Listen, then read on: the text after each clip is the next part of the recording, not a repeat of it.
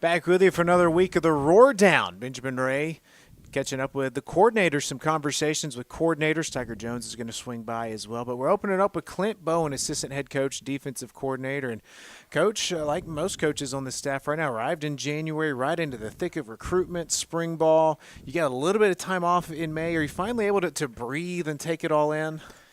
Yeah, we have. It's there's always that transition that takes place. You spend about a week trying to figure out the best path to get to work through the streets and how to get your door open, how to check your email and all that. So it's good to get all that minute stuff out of the way a little bit to where you can get into a comfort zone and start to get to know the players, get to know the coaches, the people around the office, just the whole general layout of the land. Unfortunately or fortunately, I don't know which, been through it a few times. So it's been a real smooth transition and gone well. I was able to settle in quick and kind of get down to business and get going with the part of building the defense. Hey, before we jump into building that defense, what's it been like for you making the Shoals area your home now? It's been nice. I think I told someone the story that when, I gotta be honest, when I first moved here, I didn't really look around. I didn't know much about Florence. And I told my wife, hey, we're moving to a little small town in northwest Alabama. We'll have to kind of adjust. And we get here and the combination of the cities, the Muscle Shoals, all the people, all that, like this is I didn't know much about the area. The people here obviously do, but this is a pretty well kept secret down here about the quality of life that exists on the river and in these two this community, this area, the Shoals area. It's been a real pleasant surprise. So you've gotten here, you've made this your home, and now you're building this defense how you want to see it. So you've been through spring ball. The bulk of everybody was here from mid-year additions. I know the high school kids will be here soon, but what was the big takeaway from spring training with the defensive side of the football? I'd say that the big takeaway is, and I think it's all throughout college football. I think it's unique to North Alabama that when you bring however many it is, 50% of your roster are guys who don't know each other's names, haven't played in that system, haven't played together, don't know the coaches. It's a 50% turnover probably. The number one job is really just to kind of get to know each other, get to who can do what, identify the skill sets that each player has, what they're good at, what they're bad at, get that base philosophy of how you're going to play, what your identity is going to be. Like springtime to me was a big identity thing about what we are going to be. And I believe kids have to hear that and know that I'm happier for my teammates' success than I am my own. And I think that really gets overlooked in football now, where it's so transactional about, I just change schools, change teammates, change coaches, change schools, and there's not a lot of buy-in sometimes. So being great teammates, I think, was really important. And then I walk by your office a lot. You're right next door to our comm staff office, and kind of going off what you're saying, and there's always players in your office. There's always coaches in your office. Yesterday I walk in, and it's just incredible smell, and you guys had some big man's wings in there. I mean, has that been part of building that camaraderie? It is. You have to get your players to come to the building. They're the only place they get better is when they're on the practice field or in our building. You would wish that they would be in their apartment and learning football, but they're not. So you have to make it so that they want to come to the building, and every chance you can get it to get them in your office and spend time with them and just talk to them about life, talk to them about football. But it is. We want our guys to know that we are in this together. Obviously we're the coaches and we're going to have to at some point in time make decisions that doesn't make everyone happy. But deep down, we're in this together with them. And if they have success, we have success, everyone has success. And so, our kids need to feel like they can walk in the door and talk to us. Let's talk a little bit more about this defense, jumping into the defensive line. Jaheim Ingram, Big Josh. It looks like this group got a lot bigger. And some people that came to the spring game, that was kind of what they told me is, boy, we're big inside now. Well, I hope that's good. I'm still not sure we are. This game's different now. I think we've gotten in the game. I think we've gotten in the game in terms of having guys who come close to fitting the measurables.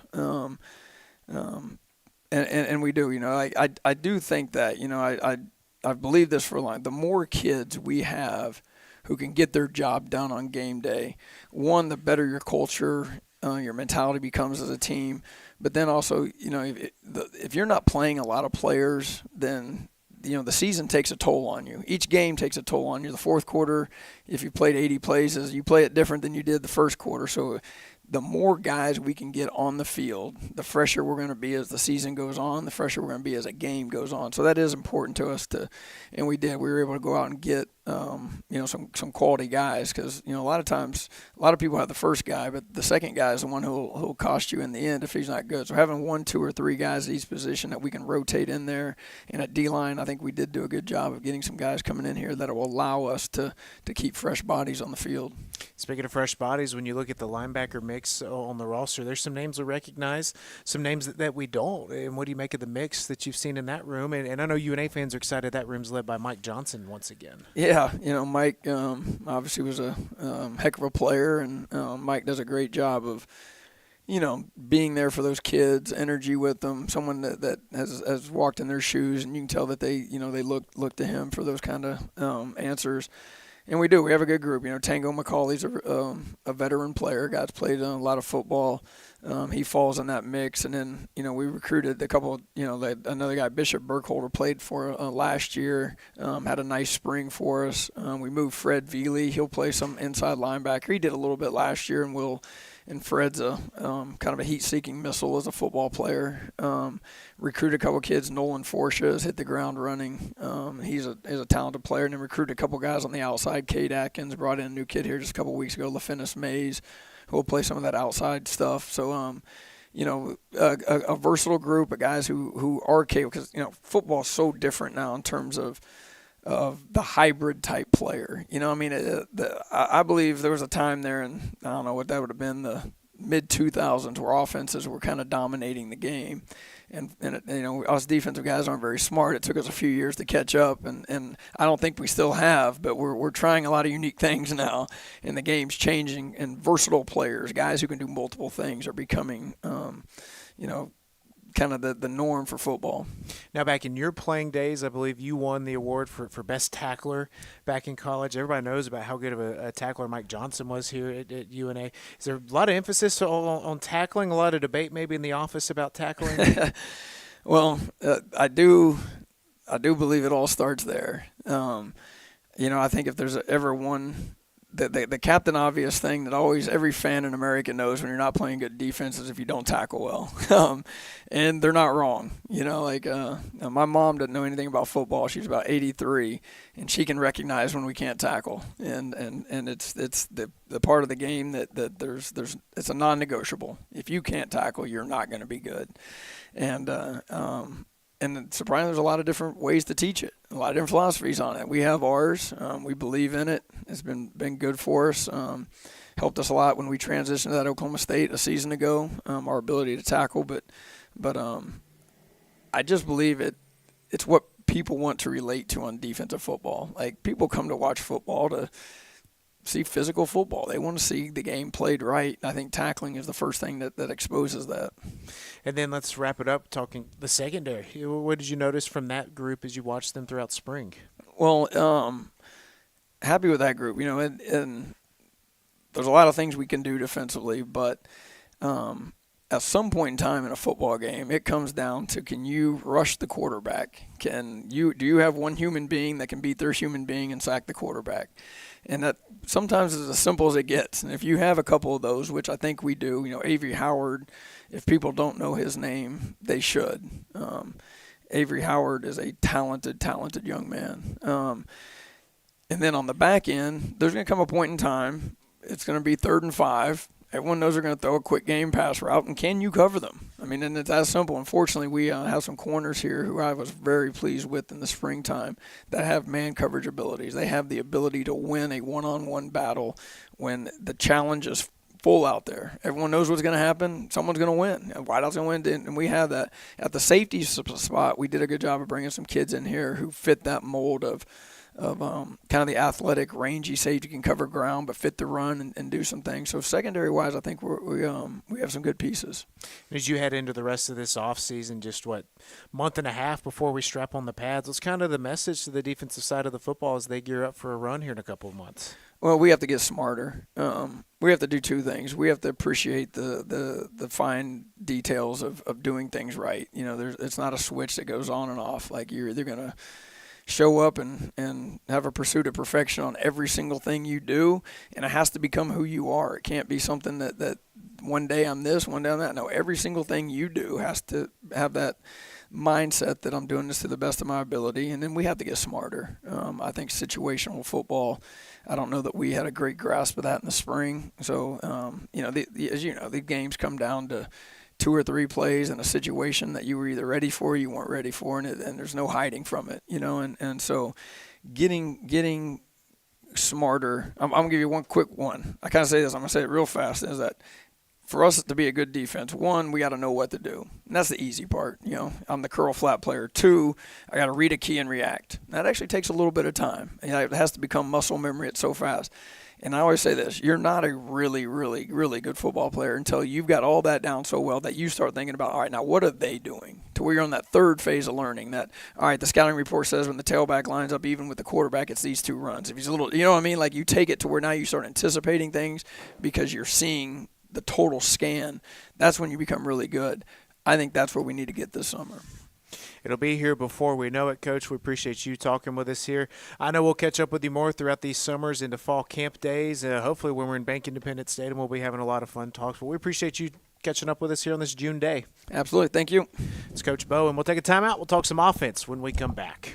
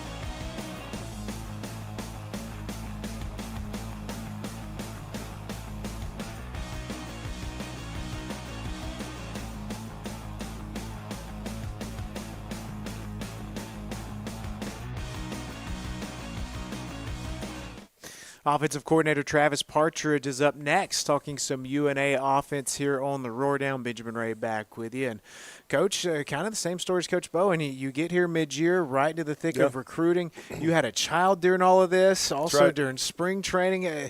Got some time off in May. Have you been able to catch your breath? Yeah. My wife's a rock star. So she gets here. When did we move in? We moved in January. It's been a blur, 15th, right? Something like that. Yeah. And we had our second child on January 31st. So she didn't have a whole lot of time. So in those 15 days, I like to think we put the house together, but she put the house together and then had a baby. And May we were able to go see some family, take a quick breath, and then back at it. But no, we love Florence, love the area, and it's been a easy could be transition. And I feel like I'm sorry to interrupt you. No, you're good. I feel like it's a coaching staff too with a lot of young kids, a real family feel upstairs. Yep. And Coach Dearman emphasizes that. In fact, the very first meeting, I got a 3-year-old and a 4-month-old, but he said, don't miss a kid event. If there's a Little League baseball game, go to it. There's a dance recital. It's in my future, probably. Go to it. Like all those kind of things. Ultimately mental health having a good vibe in the office is just as important as the X's and O's we draw up. You know what I mean? So, no, that's the emphasis he makes. Speaking of those X's and O's, you've been through spring ball. Everybody Yeah. was here. What did you take away? I think we got a chance. I think we got a real chance. You know, the I was talking about the O staff of, you know, you get hired, new offense. You're going through the winter months of kind of install 1, install 2, install 3, and all the words to the kids sound foreign, right? That's all speaking a different language. And all of a sudden you go through spring ball. Okay, it makes more sense. And then now this is the third time they've had that same install, and they'll get it twice more before the first game. You know what I mean? And every time you do it, more details and more, you know, more comprehension and less stress of new. You know what I mean? And it's nice. You know, it actually in my past couple jobs, I've got the job right before spring ball. So even just the ability to do it in the winter, do it in the spring, do it in the summer, do it in the fall, you can make a lot of headway there. You know. And then let's jump into the quarterbacks. I know you've got Yeah. a room with some experience, some new faces as Yeah. well. Do you like the growth you've seen from them? No, I think that's one of our strengths. I think, you know, you start with Destin Wade. He had a great spring. You know, I keep, you know, high completion percentages. We all know what he can do as an athlete. Leadership, he's coming into his own. You know, I tell people, like, quarterbacks, you know, especially everybody says a quarterback's a leader, right?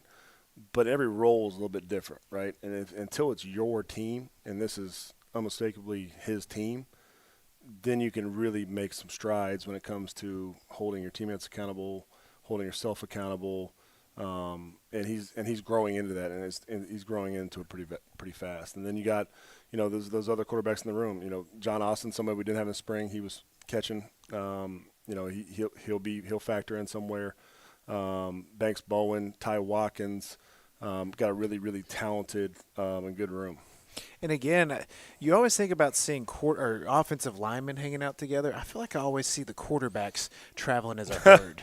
I think they try to. But no, it's, you know, quarterbacks generally hang out with each other because it's just a unique job. You know, it's a unique job, unique microscope that you're under. And it's a really close-knit group already, and it's only been this group, this dynamic for the last 5-6 months, but they'll keep growing, and your strength of a quarterback room is your closeness, because there's a lot of stuff that happens. You know what I mean? And if everybody's pulling against each other, it's hard to get any work done. So no, it's a good group. And then you go up and down the roster, you look at the skill guys, Yeah. running backs, receivers. There's names we recognize, Yep. names that we don't recognize. They were all here for spring. Do Yeah. you feel good about the strength and depth over there? Yes, I think anytime, you know, there's, you know, we turn the offensive roster over, just like Coach Bowen said about their newcomers. We had a bunch too.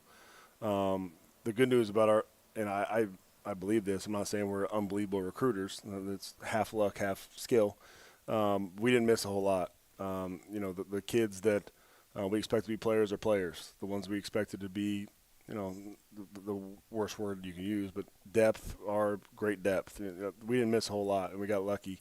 And you know, and they've came in and embraced the different roles they're in, and whether that's a leadership role, whether it's a star role, whether that's you know, a support role, but they've quickly acclimated with each other. The skill kids are, again, you know, I think there's not too many rooms I can look at and be like, I don't know about that room. No, I feel good about them. When the tight ends, the running backs, receivers, we're just talking straight offensive skill. I think we got a lot of pieces, and a lot of pieces that can do different things. You know what I mean? Provide variance with personnel groups and all the different things we can do. So I'm excited.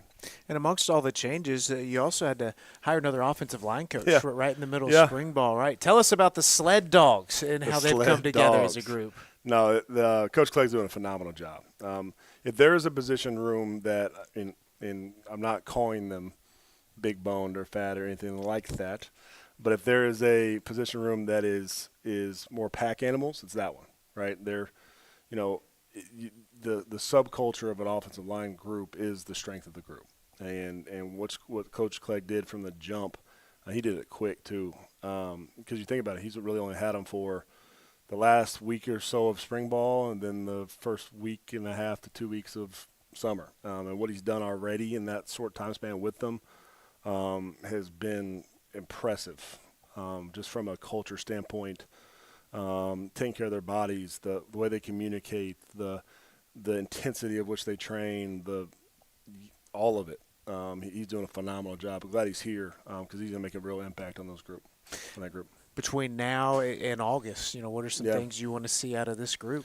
Yeah, it's kind of, not to be coaching cliches and all those things, but, it's in June, we broke it in phases, right? So in June, it's body mass, it's strength, acceleration, and then the nuts and bolts of the first few installs, right? And then July, you take the quick 4th of July break, and then you're getting conditioned for the fall camp, right? So we're really, we have, from the strength conditioning to the offensive things, and then we've made a big investment in nutrition, and it's already paying dividends. I think today, we had 13 make their goal weight today, and their goal weight can be up or can be down just from a nutritional standpoint, but that's by far a PR for us. And anytime that you see the immediate impact of taking nutrition seriously, then it lets you take more accountability for it, and it's going to keep paying dividends off. But I'll let Coach Jones will talk about that, I'm sure. That's a good setup for our next segment. Yeah, this game of softball. But no, they're excited. They're excited. They're growing. Again, in June, you have a lot of time to I just call it football habits, right? You're not worried about an opponent right now. So, okay, how do we communicate? What's the chemistry quarterback to receiver on this route? What's the backfield action quarterbacks to running backs? How do we communicate offensive line-wise? How do we communicate offensive line tight end-wise?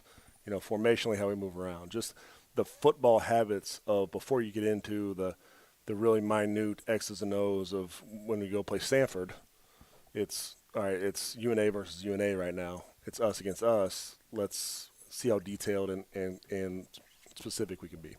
Every time I walk down I call it the offensive hallway, there's other coaches there, but it feels like it's all the offensive guys. But you're always in a different coach's office. It's our building. We let the defensive staff hang out in the building sometimes. But they hang out next door to you guys. But in the offensive building, I walk down that hallway, and you're always in a different office, I feel like, talking to coaches. Yeah. There's always players in the offices, and it's just got me thinking about how everybody's new. But that classroom time, how valuable has it been for you all building chemistry?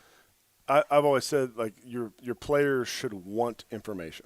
If you have a culture of teaching that they're afraid to ask questions and afraid of information, then you're not going to get much out of them.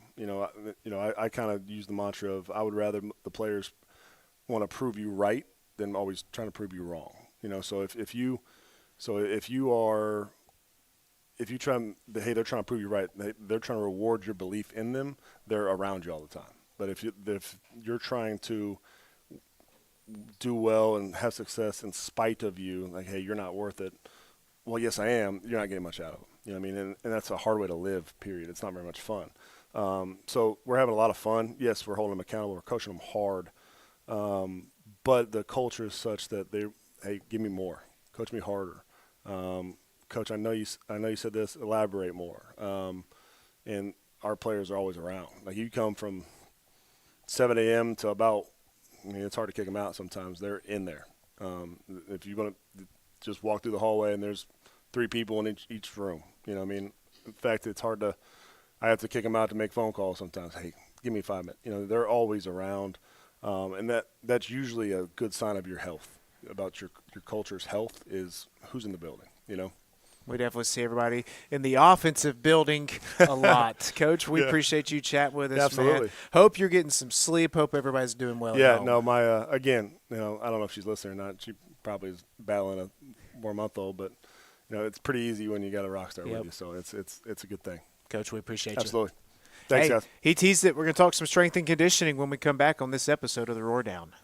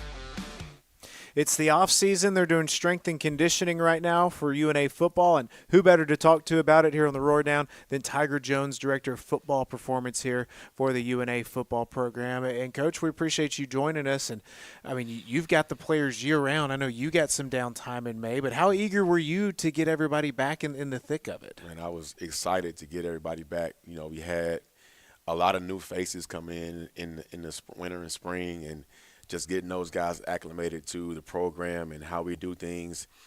Going into the summer, you know, it wasn't new to them. So it's just exciting. It was exciting coming into it to see how they would push through that summer, you know, the early grind and adversity of that first initial part of the summer. And these guys are, man, they hit the ground running. So what, this is week 2, right? It's week 2. And I guess last week there was a team meeting and then an initial, do I call it a conditioning test or just conditioning start? It's just kind of, you know, because the guys come, I mean, we had, if you look at it, 6 weeks almost off, you know, the way things are set up with May and then our season ending. So, you know, guys work out, but you can't bank on those guys, even if they do work out every day. You can't bank on those guys to really have the intensity and the value that they're gonna experience when we come to off-season programs. So you kind of gotta acclimate them a little bit. You know, you get to see who's been working out, you know, who hasn't. But you have a group of 100 guys.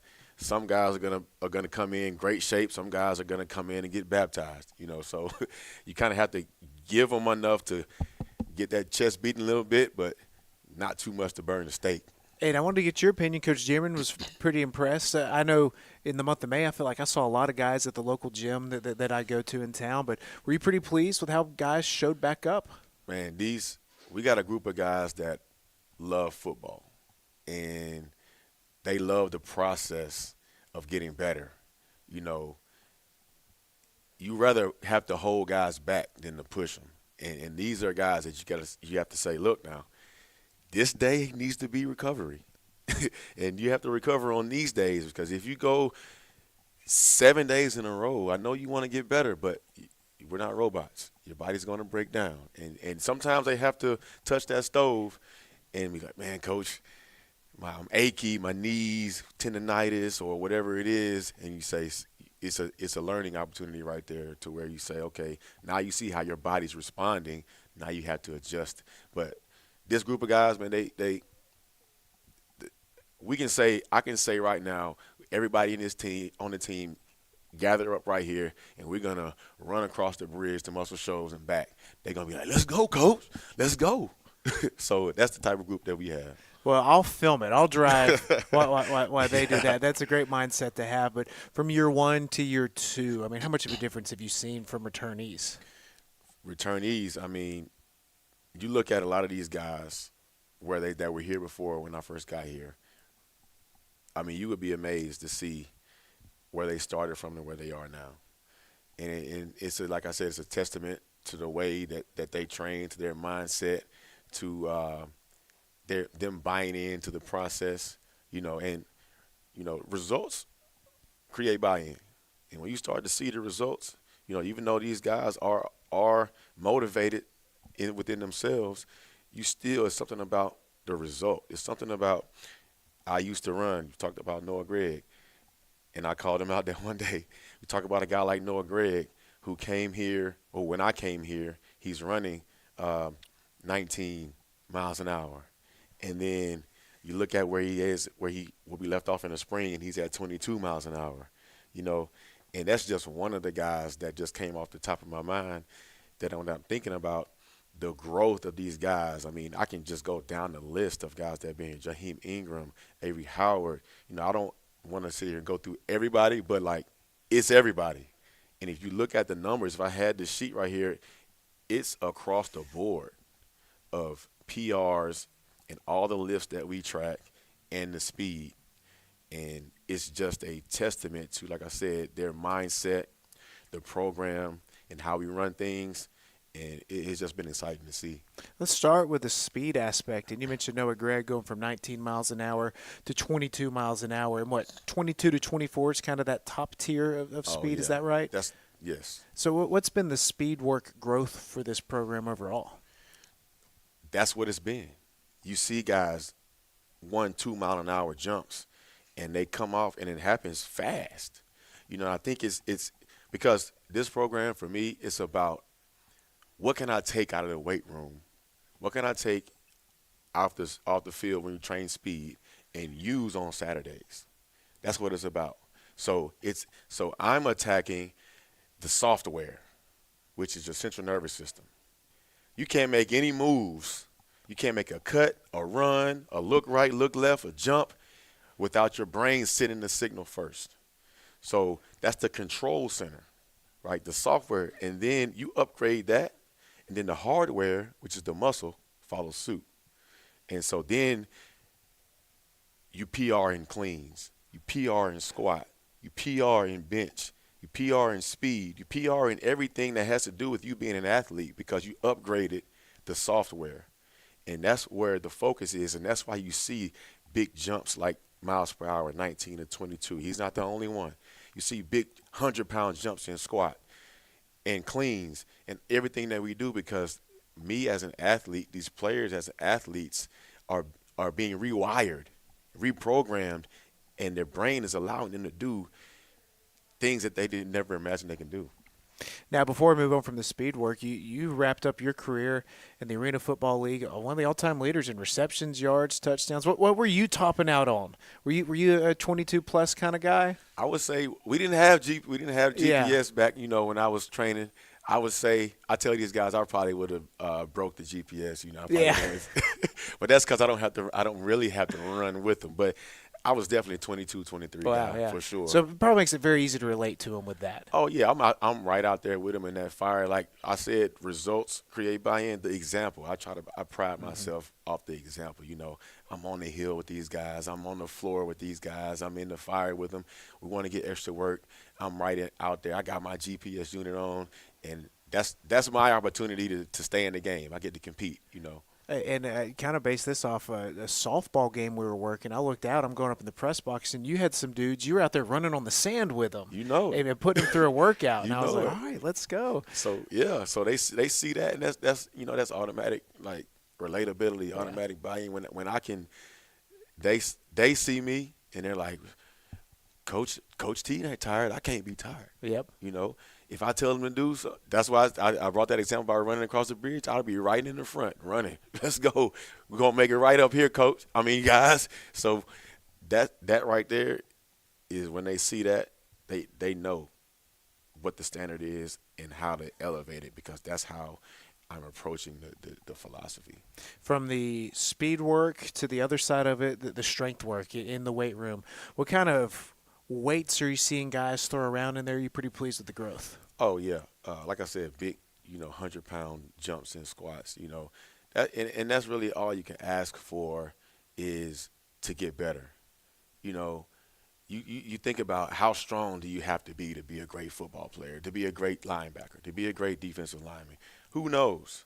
Because I squat 500 pounds, well, so does he. Now, what's going to separate you on Saturday?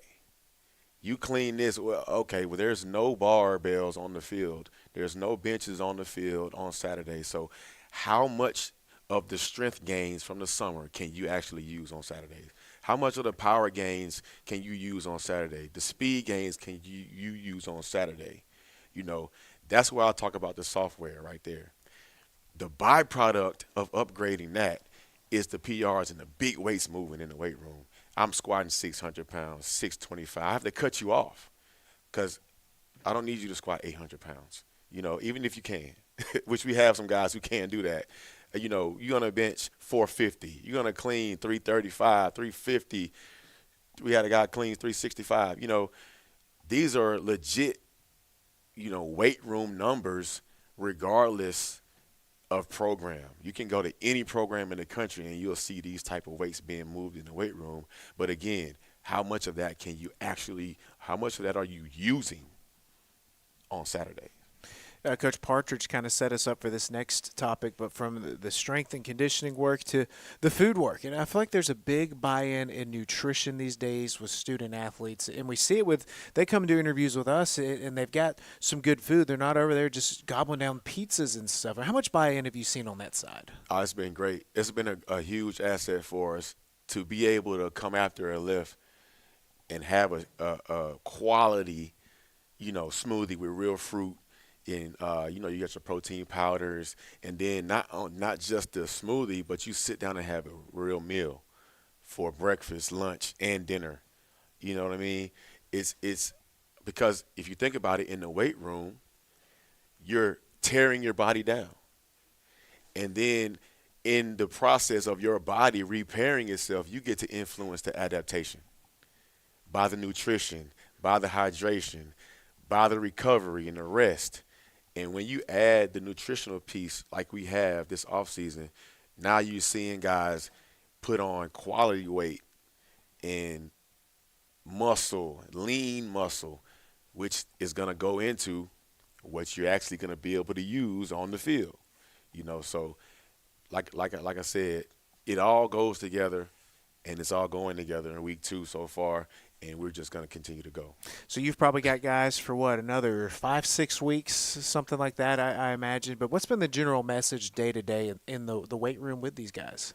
Well, first week, Coach Dearman wanted to emphasize toughness, and that's physical toughness, but also mental toughness. I'm always going here first because this is the control center, right? Your mind into your brain, and then your body responds. So if you can see it, that means it's already happened. So now it's just about you bringing that into fruition. And that you do that by the way that you carry yourself on a day-to-day basis. So if I see myself as an All-American, I need to act like I'm an All-American, carry myself as an All-American right now. If you see us as national champions, conference champions, national champions, we can't wait until December when we going through the playoffs. You have to be a national champion right now and actually feel what that feels like if you want it to come to fruition. That's the part of toughness that I'm trying to drive in, the mental aspect of it. So that's kind of what I've been doing, and you see guys start to understand that and really put no limits on themselves. And then last thing for you, Coach, give us just a rundown Monday through Friday. What's that schedule look like for these guys right now? So we have a 4-day split. We run 4 days, we lift 4 days. Monday, we run in the mornings. It's a top-end speed day. We're really hitting the gas, trying to break the meter on the miles per hour. And we come into the lift. It's an explosive day that complements the run. Then on Tuesday, we have more of a football change the direction day, which is another thing that separates this program on how we focus on developing you as a football player per position. And then we come into the weight room, and that's a strength day right there, day 2. We're off on Wednesday, recovery. And then Thursday is another linear speed day, early acceleration, get-offs, drive phase, really focusing on horizontal force production. Coming to the weight room, it's another explosive power day. And then Friday is a conditioning day on the field, a lot of football-type conditioning, which is great. And then we come into the weight room, and it's another strength day. So we kind of have a push-pull type setup, and we really turn it up in there. Hey, we can hear it sometimes. Yeah. And I lied. I always do this. You cued something else for me. Technology, right? What role has that played in the growth of this program? It's been a. I mean, you have to have it. And if you don't have it, you're behind a lot. So first we have GPS. Connexon is the company, and it really gives us the ability to hone in and see, okay, not just how fast you ran, but where at in the point of the run did you hit that speed? How long did you stay at that speed, and when did you drop off from the speed? Total yardage, where we can monitor guys who we have your high load guys who are going to always have a lot of yardage accumulated, and you want to watch that to keep them healthy moving through the summer or through the season. Moving into the weight room, now we have OVR tracking where we can track bar speed, and that really enables you to not guess and be real specific with how I add weight. Because if we're lifting together, I may need 155 and you may need 185.